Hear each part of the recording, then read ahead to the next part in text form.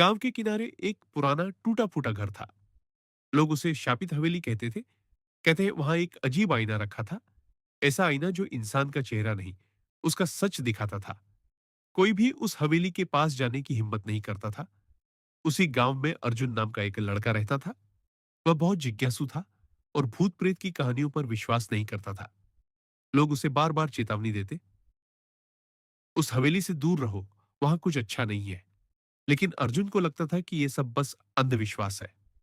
एक दिन उसने ठान लिया कि वह खुद जाकर सच्चाई पता करेगा।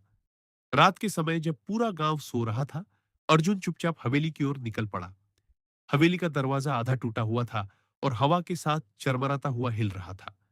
जैसे ही अर्जुन अंदर गया, ठंडी हवा का एक झोंका उसके शरीर को छूकर निकल गया। अंदर अंधेरा था, दीवारों पर जाले लगे थे और हर कदम पर धूल उड़ रही थी। अर्जुन का दिल थोड़ा तेज धड़कने लगा, लेकिन वह खुद को संभालते हुए आगे बढ़ा। तभी उसकी नजर एक कमरे पर पड़ी, जिसके दरवाजे पर पुरानी लकड़ी का ताला लटका था, पर वह खुला हुआ था। अर्जुन ने धीरे से दरवाजा खोला। कमरे के बीचों बीच एक बड़ा पुराना आईना रखा था। आईना थोड़ा धुंधला था, लेकिन उसमें कुछ अजीब सी चमक थी। अर्जुन ने सोचा, यही वो आईना होगा जिसके बारे में सब बात करते हैं। वह धीरे धीरे आईने के पास गया। पहले तो उसे अपना ही चेहरा दिखा, लेकिन अचानक आईने की तस्वीर बदलने लगी। उसने देखा कि उसके चेहरे पर एक अजीब सी मुस्कान है। फिर वो मुस्कान डरावनी बन गई। अर्जुन घबरा गया। उसने पीछे हटने की कोशिश की, लेकिन उसके पैर जैसे जमीन से चिपक गए थे। आईने में उसने खुद को देखा, लेकिन वो वह नहीं था। आईने वाला अर्जुन धीरे धीरे बोलने लगा, तुम सच से भाग नहीं सकते। अर्जुन कांप गया। "क- कौन हो तुम?" आईने में से आवाज आई। "मैं तुम्हारा असली चेहरा हूं, तुम्हारा सच।" अचानक आईने में दृश्य बदल गया। अर्जुन ने देखा वो अपने दोस्त रवि को धोखा दे रहा है। फिर उसने देखा वो अपनी मां से झूठ बोल रहा है।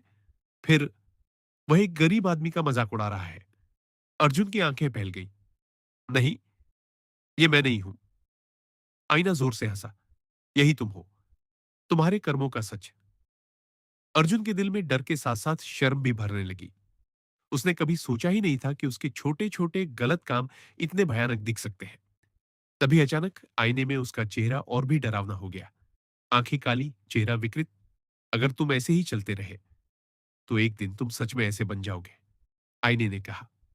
अर्जुन रोने लगा। मुझे माफ कर दो, मैं बदल जाऊंगा प्लीज। कमरे में सन्नाटा छा गया। कुछ सेकंड बाद आईना फिर से सामान्य हो गया। अर्जुन ने खुद को फिर से देखा। इस बार उसका चेहरा डरा हुआ था, लेकिन वैसा भयानक नहीं। उसके पैर अब आजाद थे। वह तुरंत वहां से भागा, बिना पीछे देखे। अगले दिन से अर्जुन बदल गया।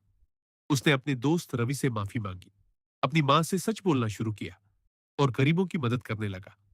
लोग हैरान थे, अर्जुन को क्या हो गया? लेकिन अर्जुन जानता था उसने क्या देखा है। कुछ दिन बाद गांव के कुछ और लड़के उस हवेली में जाने की बात कर रहे थे।